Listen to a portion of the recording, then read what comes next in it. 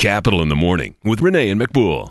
When we take a step back on the bedrock, on what the foundation is. And as you've rightly pointed out, number one, security, number two, infrastructure, and number three, the technical personnel and the technical training. That creates, and number four, the energy. That creates the opportunity. What we haven't heard yet is number five, food security.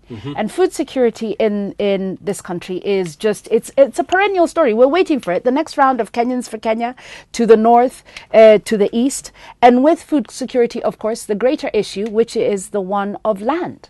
And land titles and land issuance and land husbandry as well. Of course, you were in the Ministry of Agriculture, so this must be something right up your docket. Let's talk all things land ownership, land usage, and land appropriation. Okay, let me say the following in respect to that.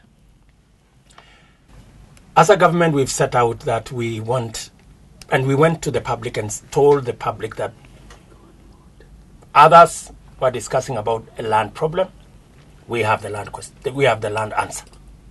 When people are talking about the land question, we are telling them we have the land answer. Okay. And progressively, we have demonstrated that it's possible actually to solve the land problem. And there are answers to the land question.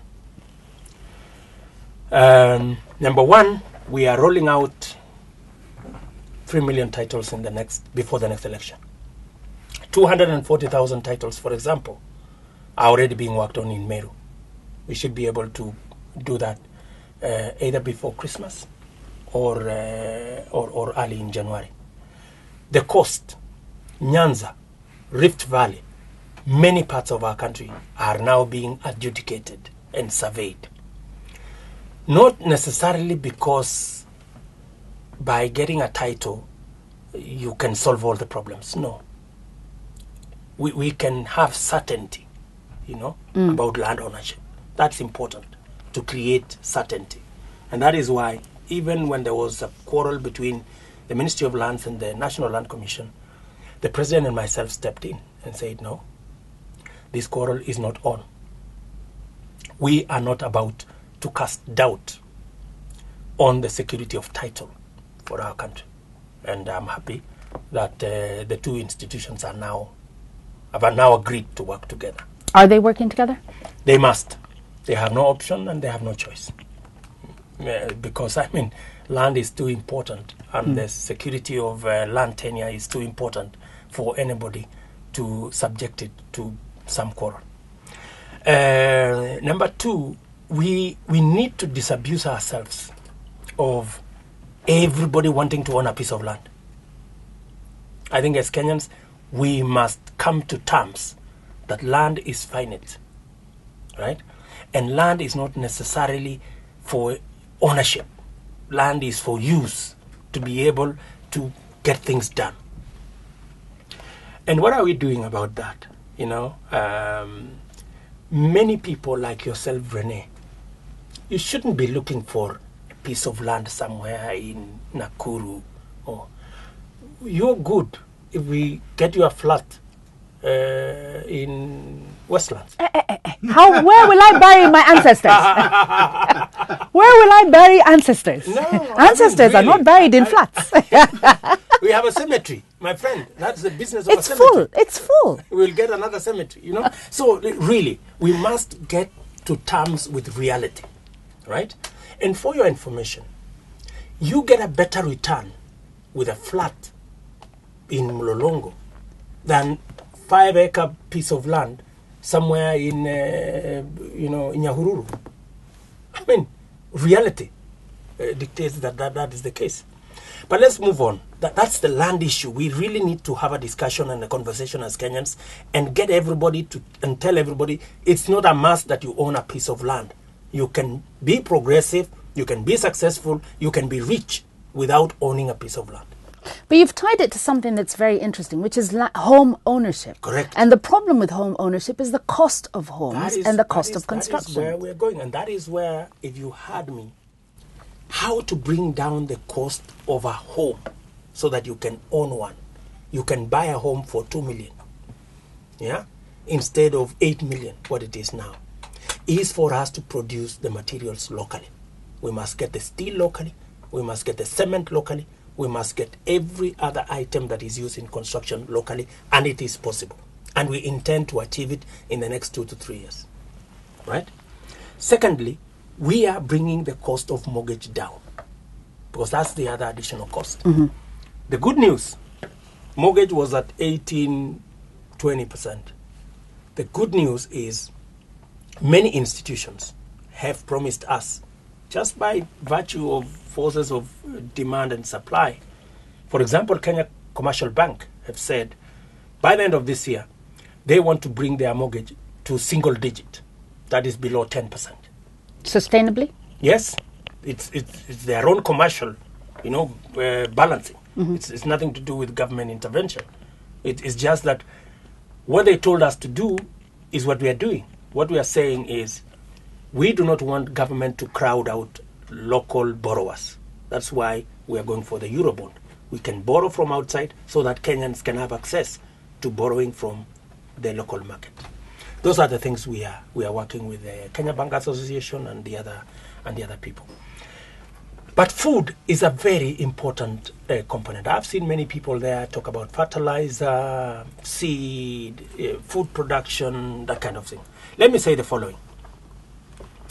Number one, we are working with farmers to be able to produce. How are we working with farmers? For the first time in the history of our country, we will have a fertilizer manufacture factory in Kenya.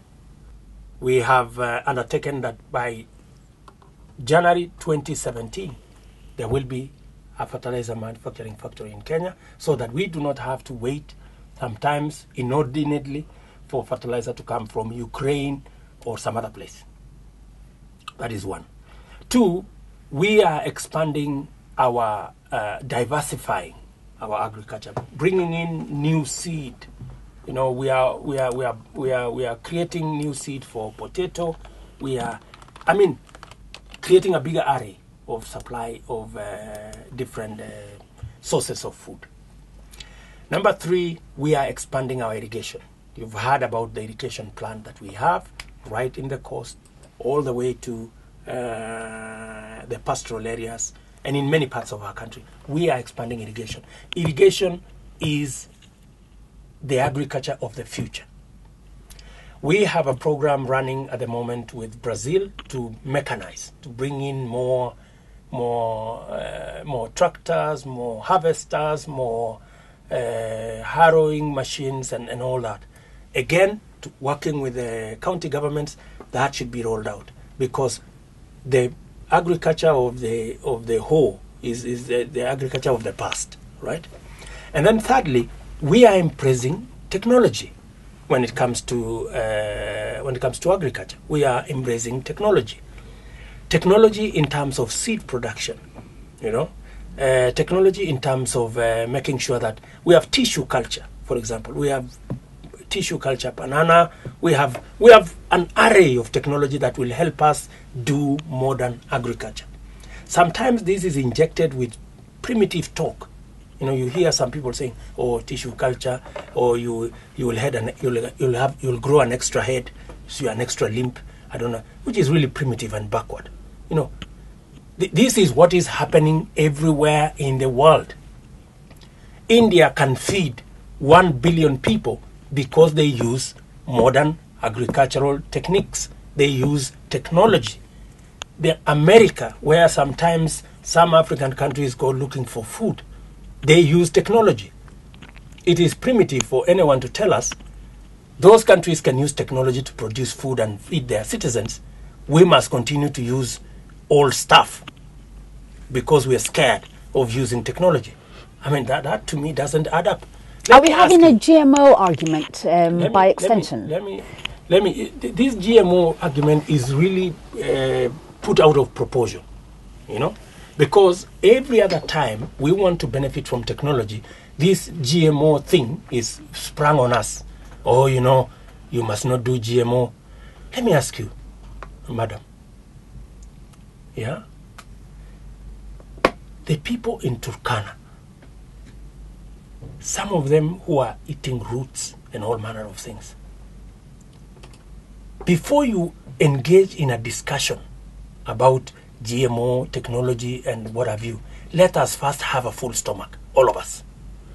There are a few of us sitting in cities, and conferences in big hotels, serving 5-star courses, can have the luxury to engage in a discussion about GMO and technology and all that. The people in Turkana, Samburu, Pokot want a meal. Food. They want something to eat. They are already eating roots. Some of them are eating other stuff that I don't want to say. When you can have the luxury to engage in that kind of debate, my friend, there are millions of people who want something to eat. The GMO debate, though, is not one that is confined to Kenya. It's the GMO debate. We've seen it in the UK. We've seen it in the US, in some states and farms that have said, look, in our area, we do not want GMO. So it is a valid debate that is worldwide. The debate that's going on there is, if you have a GMO product, label it. Say this is GMO. That is the debate that's going on out there. And by the way, many of the stuff eaten outside there is GMO. People want something to eat. And let me say, and I am a scientist, for your information, qualified. I am not an anthropologist. You did learn quickly. No, I'm not saying that. I'm saying this superstition, and myth, based on people who are unschooled, and people who are not using knowledge. You hear some primitive talk, including some people saying, if you use fertilizer, it destroys this, it brings that. You look at some people and you wonder whether they live in the world that we live in. How do you increase production if you don't use fertilizer? It is simple science. Crops use nutrients. Unless you replace the nutrients, you will not have the next crop, my friend. It is as straightforward as that. Simple, basic science. So what I'm saying, in short, is this. Let us forget about this useless debate about GMO, I don't know what. Let us feed our people. Let us use fertilizer. Let us use technology, tissue culture, get everything that harms nobody. Harms nobody. And let's feed our nation. We can't conclude. We can have go ahead. the debate about GMO, labeling, blah, blah, blah. When everybody has a full stomach, then we can have that debate. Before, let us get everybody fed.